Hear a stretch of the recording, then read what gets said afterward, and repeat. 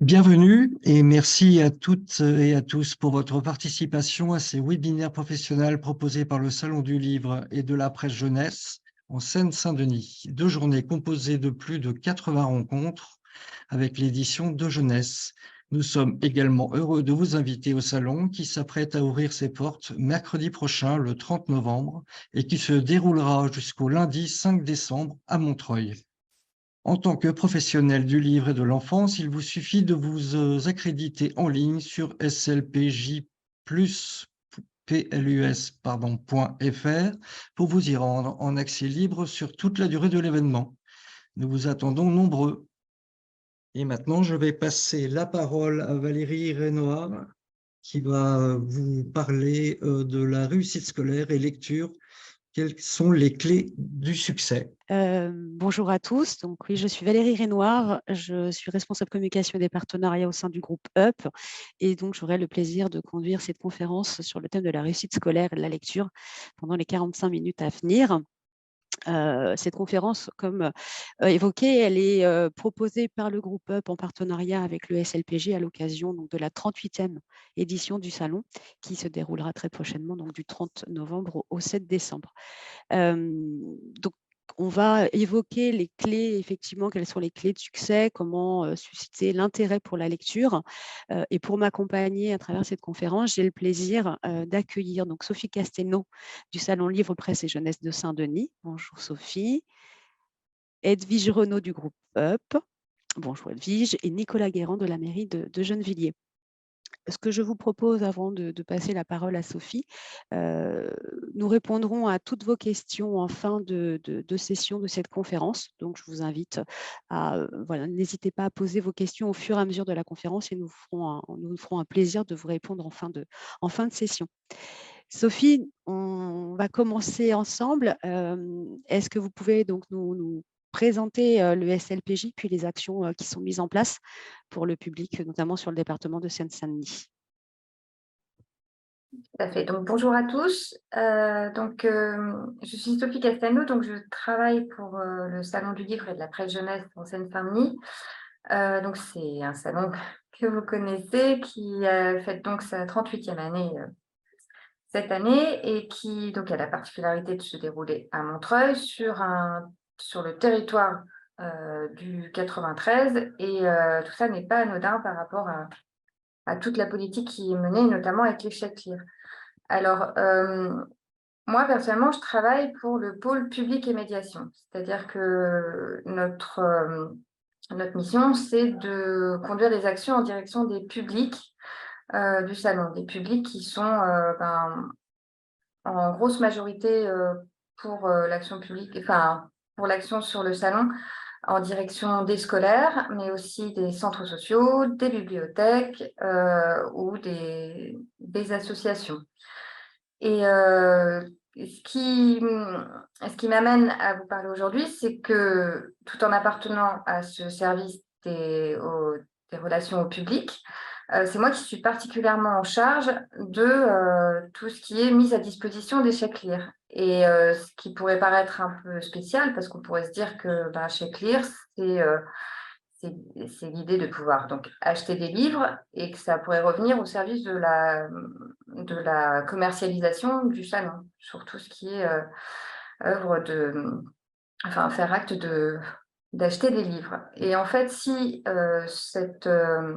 ce dispositif est dévolu au service des publics, c'est parce que justement, nous, par rapport à tout le travail que nous menons avec les chèques lire, on est vraiment dans une politique de démocratisation de la lecture. C'est-à-dire qu'on est face, nous, on a des publics qui sont donc beaucoup de scolaires, comme je vous disais, mais aussi tous ces publics, en particulier de la Seine-Saint-Denis, pour qui la question d'acheter un livre est justement une question parce que ce n'est pas forcément un acte, un usage forcément très courant. Et puis surtout, acheter un livre, c'est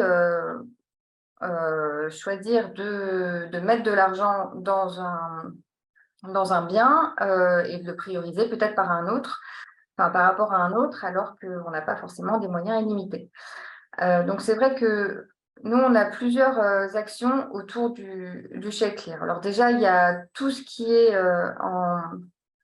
en direction des scolaires, sachant que on a une grosse convention avec le département de la Seine-Saint-Denis qui a choisi que nous puissions flécher une grosse part à l'achat de chèques lire qui vont pouvoir être remis aux collégiens qui viennent sur le salon. Donc, les collégiens du département qui viennent sur le salon, il y a 6 500 chèques lire de 8 € qui leur sont remis à leur arrivée, ce qui leur permet de pouvoir acquérir des livres.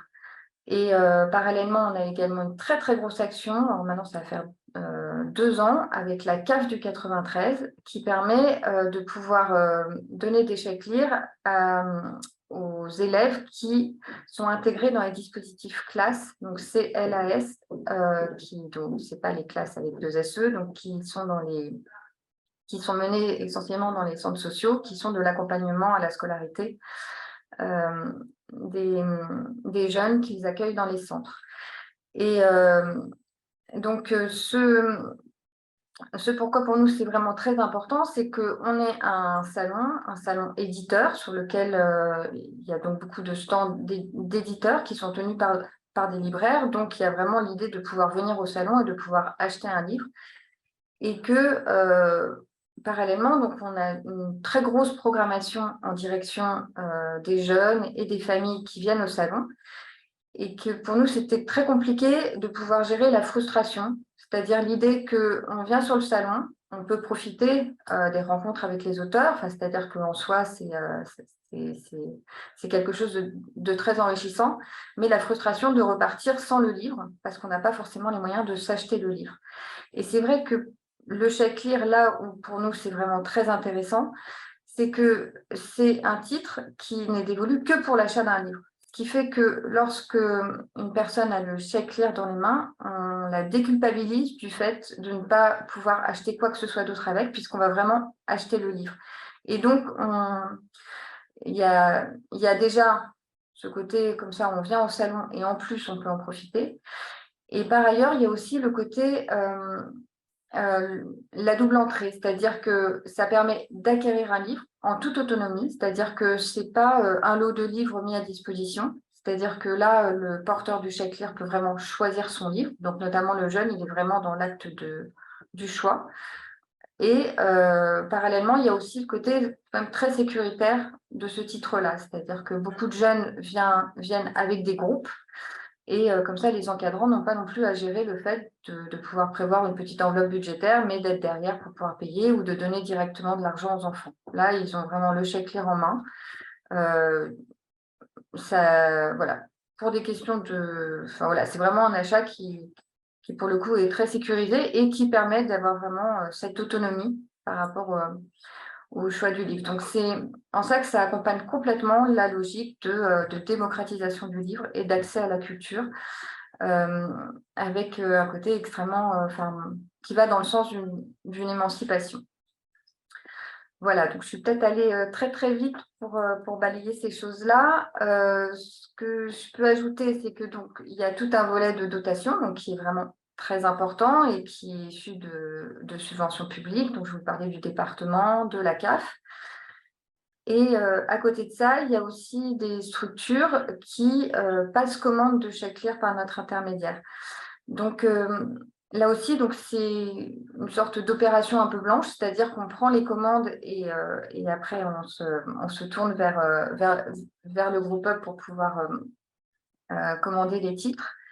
Et que pour des gestionnaires de structures, que ce soit des bibliothèques, beaucoup les centres sociaux, ou même des enseignants ou du 93 ou hors 93 qui souhaitent venir avec des groupes et qui ont une petite enveloppe pour pouvoir acquérir des chèques lire, voilà, ils passent par notre intermédiaire, donc c'est beaucoup plus souple pour eux. Ils arrivent sur le salon, ils ont passé commande et ils peuvent avoir les chèques lire et les distribuer au groupe qui les accompagne. Donc voilà, ça rejoint ce que je vous disais tout à l'heure sur le fait que c'est à la fois très sécurisant et à la fois ça permet de garantir vraiment l'autonomie du porteur du chèque. Et je crois que j'ai un peu tout balayé. Voilà. Enfin, en tout cas, si vous avez des questions par rapport à la façon dont ça se passe, n'hésitez pas à me les poser à la fin du chat, comme le disait Valérie. Et voilà, et donc, pour conclure, simplement dire que pour nous, au-delà du salon et des propositions littéraires qu'on propose, vraiment, tout le volet chèque lire, qui pourrait presque paraître un peu anodin ou sinon renvoyer à des questions purement commerciales, en fait, est vraiment une des actions phares de notre démarche de démocratisation du livre. Voilà. Merci Sophie. Et justement, ça fera une belle introduction puisque je vais laisser la parole à Edwige qui effectivement va pouvoir vous donner, déjà vous présenter le groupe UP et notamment la solution chez Clear, mais qui va pouvoir l'illustrer à travers des exemples concrets, comment à travers même les actions que vous évoquiez Sophie, comment là aussi, au niveau notamment des collectivités, le chez Clear et des projets spécifiques prennent vie. Je te passe la main Edwige. Merci beaucoup. Merci Sophie. Merci. Bonjour à tous. Donc, je suis Edwige Renaud, je suis coordinatrice de projet chez UP. Mais antérieurement, j'ai 25 ans où j'ai été directrice de CCS ou responsable de territoire départemental. Donc, évidemment, les sujets de réussite scolaire, d'accompagnement des familles sont des axes sur lesquels j'ai déjà pu travailler côté collectivité. Et d'expérience, si on arrive à définir assez rapidement les objectifs des actions qu'on souhaite mener, quelquefois on est en difficulté pour définir quels moyens on va mettre en œuvre. Donc j'ai fait le choix de rejoindre UP pour différentes raisons, mais notamment parce que la coopérative qui a maintenant un certain nombre d'années d'existence, puisqu'elle a été créée en 1964, la culture est vectrice de lien social, d'égalité et d'épanouissement individuel. Et elle doit être ouverte à tous. Donc là, ça fait totalement le lien avec ce que Sophie a dit tout à l'heure. Donc, depuis 25 ans, le groupe a fait de l'accès à la culture et à la lecture une de ses missions prioritaires, en développant des solutions simples et pratiques qui vont permettre effectivement aux familles d'avoir un budget dédié à la culture. Donc, Sophie en a parlé, le chèque lire produit chez UP, produit de UP, a plus de 30 ans d'existence désormais, donc c'est un produit bien rodé. C'est un produit qui effectivement est dédié à l'achat de livres et il y a plus de 4500 libraires ou enseignes spécialisées qui acceptent ces titres de paiement, donc sur l'ensemble du territoire national. Donc, c'est forcément dans ce cadre-là, c'est venu naturellement d'être partenaire du Salon du Livre depuis plusieurs années.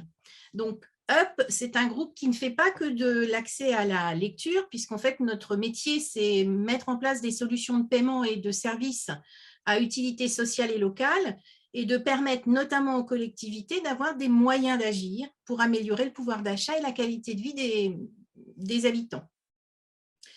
Nous avons, en plus de l'axe lecture, un axe important autour de l'alimentation et une consommation plus responsable. Donc, ce sont nos axes d'engagement pour la coopérative. Alors, on vient de parler du chèque lire, mais nous sommes aussi dans l'émission de titres restaurants, les UP déjeuners, les chèques cadeaux qui sont dédiés plus aux achats culture et cadeaux, et puis des chèques de service, et puis le produit UP Cohesia, qui est un système de cartes. Tout ça, vous pouvez le retrouver sur le site de UP. Donc, notre but, c'est d'accompagner effectivement les collectivités avec la mise à disposition de nos dispositifs, donc soit sous format papier, c'est ce qu'évoquait Sophie avec les chèques lire, mais nous avons aussi donc Cohesia, qui est un système de cartes, et puis des outils dématérialisés, j'y reviendrai avec le e-pass. Donc, nous avons la capacité de répondre aux besoins des collectivités en fonction des actions qui sont faites. Alors, si je zoome plus sur la réussite scolaire qui est ce qui nous réunit ce midi, la lecture, nous avons deux produits.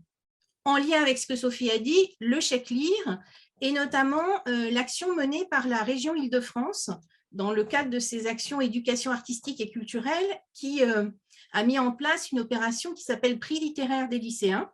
Elle permet à des lycéens, mais des apprentis ou des stagiaires en formation professionnelle, en lien avec un enseignant référent dans un établissement scolaire, de lire des ouvrages sélectionnés qui vont concourir pour avoir le prix et puis de constituer le jury de choix. Dans ce cadre-là, la région a fait le choix de financer des chèques lire qui sont remis aux jeunes qui participent avec un chèque lire de 18 € et pour les membres du jury, un second chèque de 12 €. Donc là, on est bien dans la continuité de ce que Sophie a expliqué. On est vraiment sur la lecture, on favorise la lecture et ça touche annuellement à peu près 1200 jeunes franciliens. Mais Up intervient aussi sur des actions qui peuvent être plus larges que la lecture, puisque le sujet, c'est la réussite scolaire. Donc, on a d'autres outils qui peuvent être mis en place, et notamment des chèques autour de l'attribution d'aides financières qui peuvent être ciblées sur certains publics. Donc là, c'est les jeunes, mais ça peut être aussi les personnes âgées, ça peut être d'autres types de publics, avec des natures d'achat autorisées.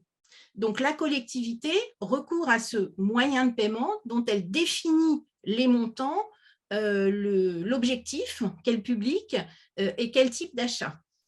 À ce titre, le département de la Seine-Saint-Denis a mis en œuvre le chèque réussite.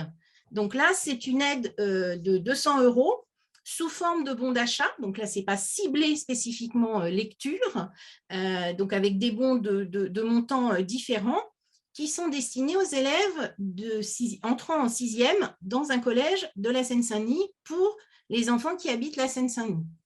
Dans ce cadre-là, le département fait le choix donc, de donner cette dotation de 200 € qui peut servir, dans le cadre de la rentrée scolaire, à l'achat de matériel scolaire, informatique ou des livres. Et là, dans ce cadre-là, il y a un partenariat aussi avec le Salon du Livre qui est instauré. Donc là, les familles font une demande, puisque là, c'est sur demande, contrairement au projet précédent. Si les personnes sont éligibles, elles reçoivent le chéquier au domicile et peuvent l'utiliser dans les librairies ou l'ensemble des réseaux affiliés.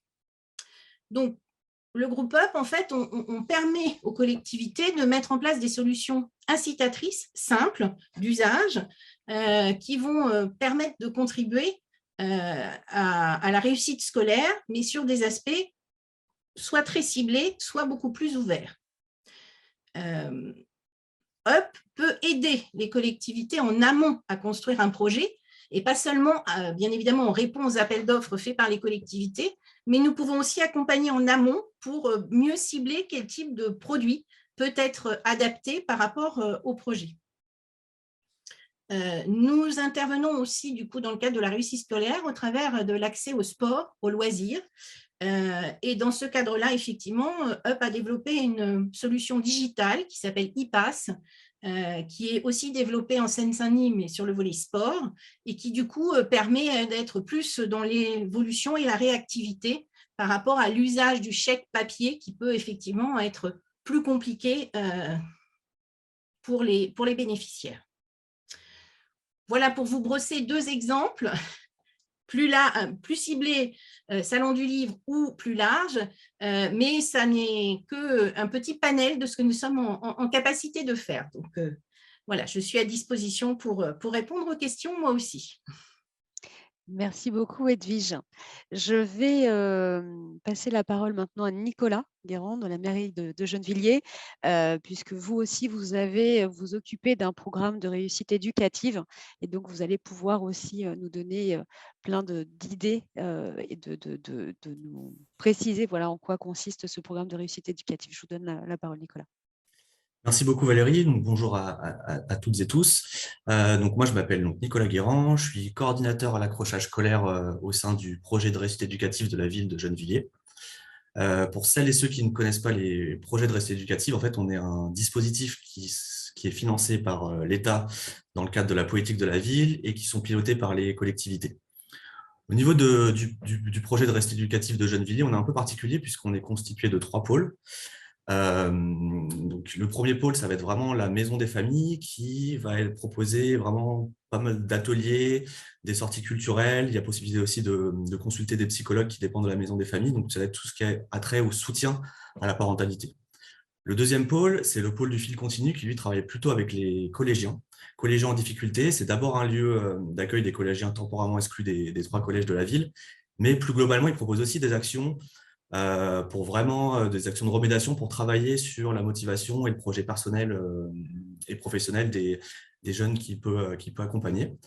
Et le dernier pôle, c'est le pôle des parcours individualisés, donc en fait qui est un peu la mission première des PRE, c'est-à-dire que nous on va travailler donc avec des 2-16 ans, donc des enfants et des jeunes de 2 à 16 ans qui sont repérés par des professionnels du territoire comme étant en fragilité, qui du coup vont nous orienter ces enfants-là, et ils vont être accompagnés par donc une référente famille qui va proposer un accompagnement un peu global en complément de ce que propose l'école et le droit commun. Au niveau du PRE, on propose aussi des actions un peu ciblées ou des actions de prévention. Et moi, c'est dans ce cadre que j'interviens. Et du coup, en fait, on a développé une action de médiation culturelle qui intervient dans le cadre du CLAS dont on parlait tout à l'heure. Donc, le CLAS, qui est le contrat local d'accompagnement à la scolarité que propose la CAF. Nous, on l'a travaillé un peu différemment qu'un accompagnement à la scolarité traditionnel. C'est-à-dire qu'en fait, on va développer plutôt une action de médiation culturelle autour de la famille, de l'école et des enfants. L'idée, c'est donc on va travailler avec 5 écoles de la ville. Et il va s'adresser en particulier à des enfants qui peuvent éprouver des difficultés de mentalisation, des difficultés d'apprentissage, qui relèvent essentiellement de la compréhension du vocabulaire. Il peut aussi s'adresser à des enfants qui rencontrent des difficultés d'écoute ou de concentration, qui manifestent des comportements inhibés, qui peuvent être agités ou agités, et qui sont corrélés aussi à des difficultés de communication entre les familles et l'école. En fait, par rapport au contrat local d'accompagnement à la scolarité que propose la classe, ce qui est demandé, c'est de proposer un accompagnement à la scolarité, mais que ce soit aussi un prétexte pour vraiment travailler tout ce qui va être l'ouverture culturelle et le soutien à la parentalité. Donc, le dispositif que je vais vous présenter, il est inspiré des travaux de Serge Boimard, qui est un psychopédagogue et un ancien directeur du centre médico-psychopédagogique Claude Bernard sur Paris. Et c'est notamment l'auteur de l'ouvrage « Ces enfants empêchés de penser ». Donc, concrètement, en fait, on va proposer à 80 enfants, donc répartis sur 5 écoles, des séances d'accompagnement à la scolarité qui vont se baser sur l'exploration des contes pour travailler à la fois les représentations, les compétences psychosociales, les affects, les comportements, mais aussi les apprentissages plus scolaires autour de la compréhension, de la prise de parole et de tout ce qui a trait à la narration. Les enfants, ils sont accompagnés 2 fois par semaine en petits groupes après l'école sur une durée d'1 heure et demie. Ce qu'on a convenu avec les écoles, c'est que lorsqu'ils sont aux classes, ces enfants-là, ils n'ont pas de devoirs, les séances vont remplacer les devoirs. On propose d'abord un temps de goûter, où les accompagnateurs qui ont été formés avant par un de nos partenaires, qui est une association, un collectif d'éducation populaire qui s'appelle Alter Ego, ils vont proposer un temps d'échange sur le déroulé de la journée des enfants. Puis après, on va passer à la séance autour du conte. Et ensuite, en fin de séance, il y a un échange qui a lieu avec les parents quand ils viennent récupérer leurs enfants. On propose également en parallèle des temps de soutien à la parentalité aux parents des enfants qui intègrent le dispositif. On peut proposer par exemple des visites des médiathèques ou des différents lieux ressources du territoire. Au niveau des séances, on les a organisées de cette façon-là. Il y a 4 grands temps, pardon. Le premier temps, ça va vraiment être un temps de convivialité et de partage. L'idée, c'est qu'une fois que les enfants ils sont rendus dans le lieu d'accueil avec les accompagnateurs, il y a un temps de goûter. Et pendant ce temps de goûter-là, on va proposer une activité quoi de neuf, ce qui va permettre à chaque enfant de s'exprimer et de raconter un peu sa journée autour de 3 post-it, autour de 3 smileys, pardon, un smiley rouge quand ça ne s'est pas bien passé du tout, un smiley jaune quand il y a eu des choses positives et négatives, et un smiley vert quand tout s'est bien passé. L'idée, c'est vraiment de permettre aux enfants de sortir tout ce qui pourrait les parasiter, de ne pas réussir à rentrer dans le conte. Ensuite, on va passer à la lecture du conte, qui là, donc là, il y a 3 grands temps. Donc, il y a le temps du nourrissage culturel, et donc ça commence par la lecture à voix haute d'un conte. Donc, nous, au niveau des contes, on y va crescendo. On commence d'abord par Les Philophables de Pic-Mal. C'est des textes assez courts, mais qui permettent de beaucoup travailler les histoires de morale et qui vont vraiment permettre de stimuler tout ce qui va être l'écoute, la concentration et l'intérêt des enfants.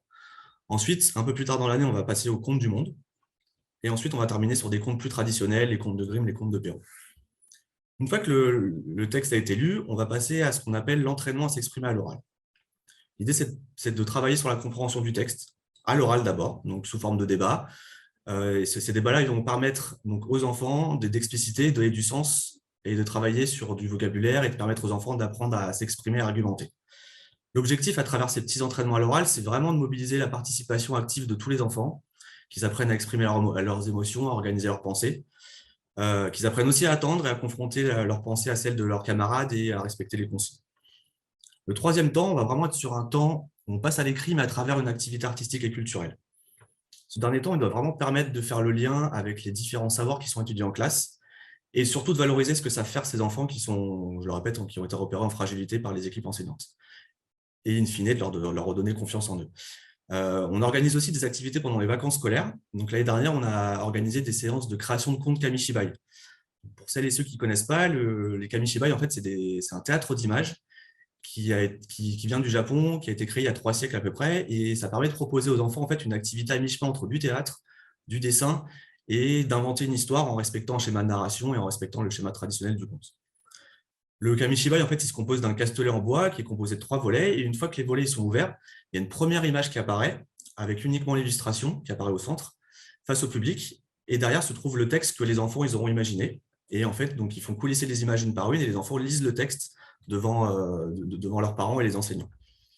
L'objectif à travers ça, ça va vraiment de développer une idée, une émotion, un concept en passant par écrit et en stimulant la curiosité et la création artistique de ces enfants-là. La question qu'on nous pose souvent, c'est pourquoi est-ce qu'on travaille avec des enfants en fragilité scolaire autour des contes et de tout ce qui va être texte fondateur de notre patrimoine littéraire. En fait, ce que démontre Serge Boimard à travers ses écrits et ses expériences, c'est que pour ces enfants-là qui sont repérés en fragilité, qui peuvent être parasités par plein d'autres choses autour de l'école, dans leur vie personnelle, voilà, en fait, ils sont parasités, ils ont du mal à rentrer dans les contrats d'apprentissage. Et ce que démontre Serge Boimard, c'est que pour ces enfants-là, en fait, apprendre, ça peut faire peur. Reconnaître qu'ils ne savent pas, ça leur fait peur. Se retrouver face à leur manque, à leur faiblesse, ça leur fait peur. Et en fait, l'idée, c'est qu'à travers le conte, on va travailler en fait les questions fondamentales qui traversent tout être humain et qui va en fait les débarrasser de certaines pensées parasites. Ce qui est intéressant avec les contes en fait, et les textes mythologiques de notre patrimoine littéraire, c'est qu'en fait, ils ont contribué à organiser notre mode de vie, notre croyance, notre façon de penser, et ils vont permettre à ces enfants de mettre des mots sur les grandes questions existentielles qui peuvent les traverser et qui, du coup, vont les parasiter, leur empêcher de rentrer dans les contrats d'apprentissage. En fait, à travers les contes, on va pouvoir parler de la mort, de l'origine, de la famille, de la trahison, de la morale, de la séparation, de l'amour. Et tous ces contes-là et textes mythologiques, en fait, ils intéressent tous les enfants. Qu'on soit bon ou mauvais à l'école, en fait, voilà, ils intéressent vraiment tous les enfants. Et nous, en fait, on fait le pari qu'à travers le conte, on va pouvoir essayer de travailler donc, une capacité d'écoute et d'intérêt qui n'est pas forcément facile à développer. Et on va faire le pari que en fait, le fait de travailler cette capacité d'écoute, d'enrichir leur vocabulaire et de les confronter à une morale et aux grandes questions existentielles, sur du moyen terme, sur peut-être 2 années scolaires, 3 années scolaires, le temps qu'on va les suivre, ça va peut-être contribuer à mettre ces enfants-là dans une posture d'apprentissage et avoir une meilleure réussite à l'école. Merci beaucoup, Nicolas. Voilà ce qu'on peut dire. C'est vrai que peut-être qu'on est allé un petit peu vite.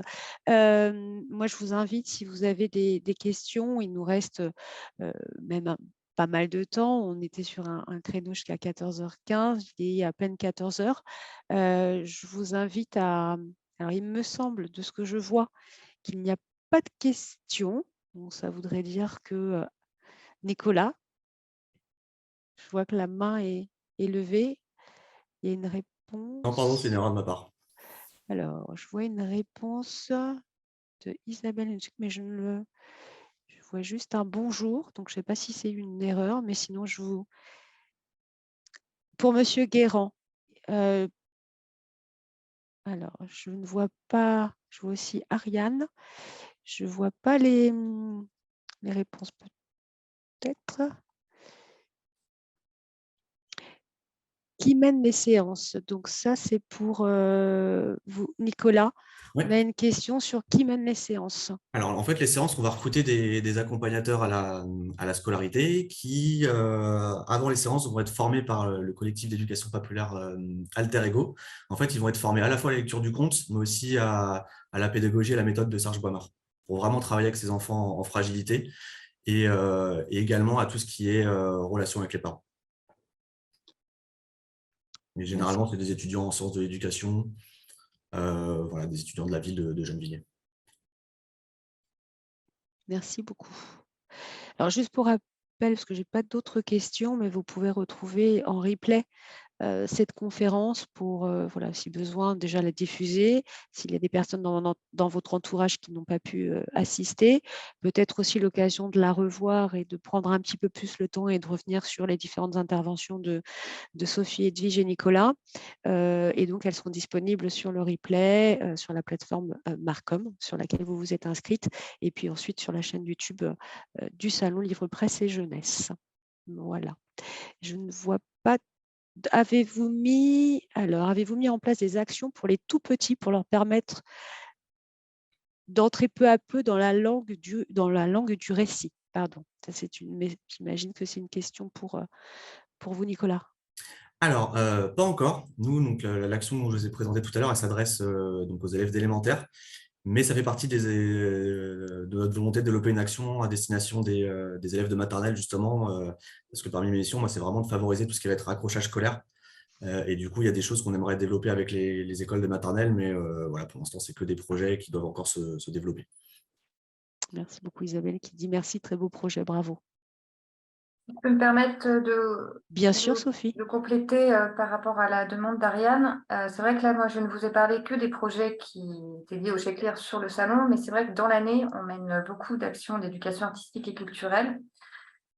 Et sur tous ces projets, en fait, je recentre là-dessus, mais on associe des Chèque-Lire. C'est-à-dire que tous les projets qu'on mène font que l'idée, c'est tout de même effectivement de sensibiliser au livre, et tout ça, ça se fait aussi dans le cadre de relier l'ensemble à la chaîne du livre et au fait que, à l'issue de tout ça, on peut aller acheter un livre, donc notamment librairie indépendante.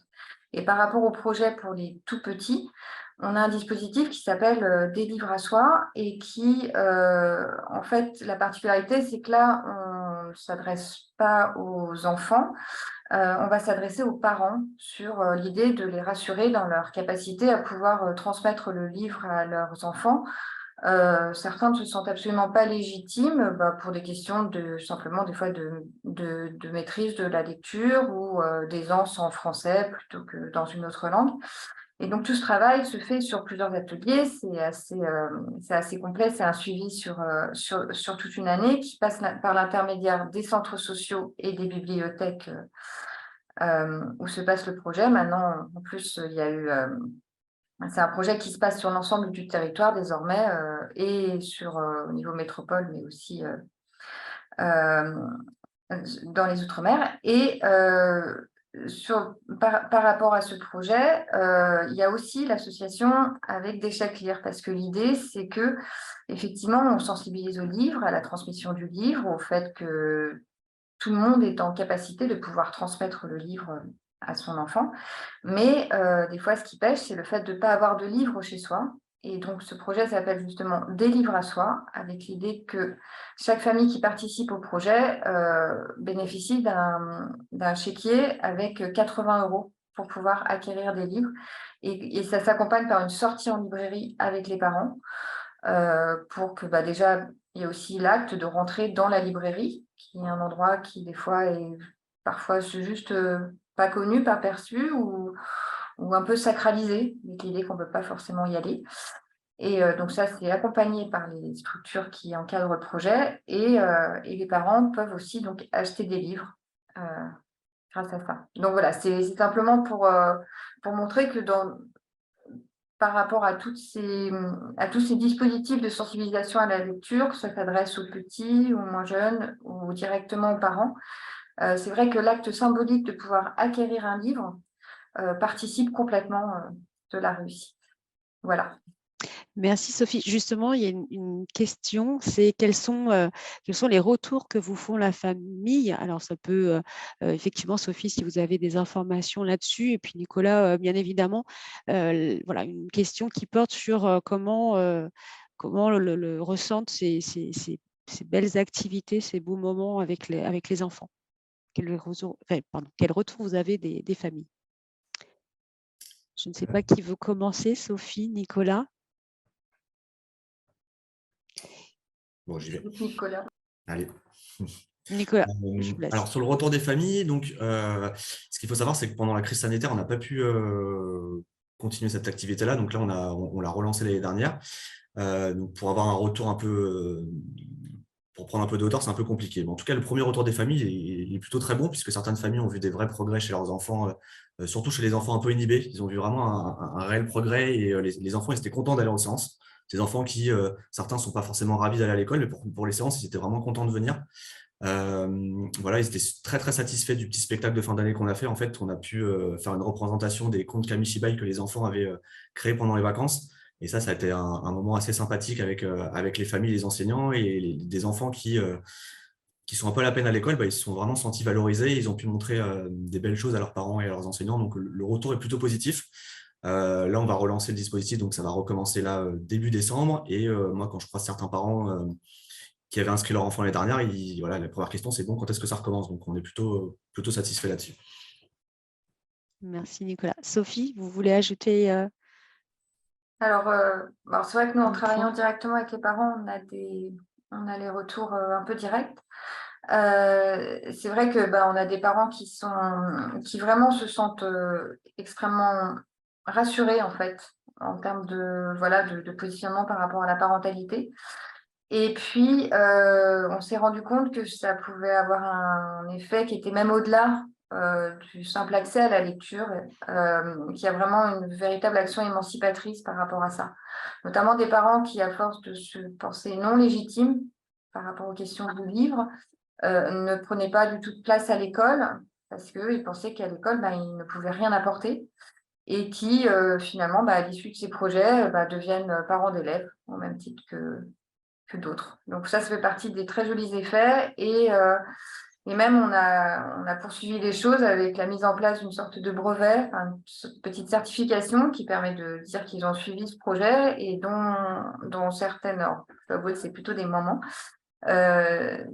se servent ensuite, même pour faire des projets à titre individuel et professionnel, des VAE, des choses comme ça, qui témoignent en fait de leur compétence à pouvoir transmettre le livre. Voilà. Merci Sophie. Je vois encore une question qui va peut-être s'adresser plus à Edwige, je pense. En tant que médiathèque, pouvons-nous acquérir des chèques lire pour un projet avec des scolaires? Nous avons un projet ambassadeur des médiathèques qui est l'occasion de présenter toute la chaîne du livre.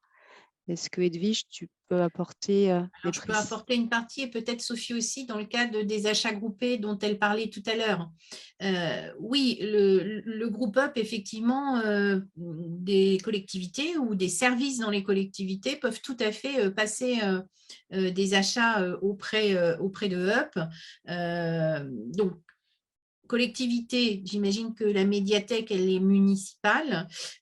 Donc, ça veut dire qu'effectivement, en fonction du montant, ça passe soit par un marché public, soit par un marché négocié si on est en dessous des seuils d'achat réglementaires.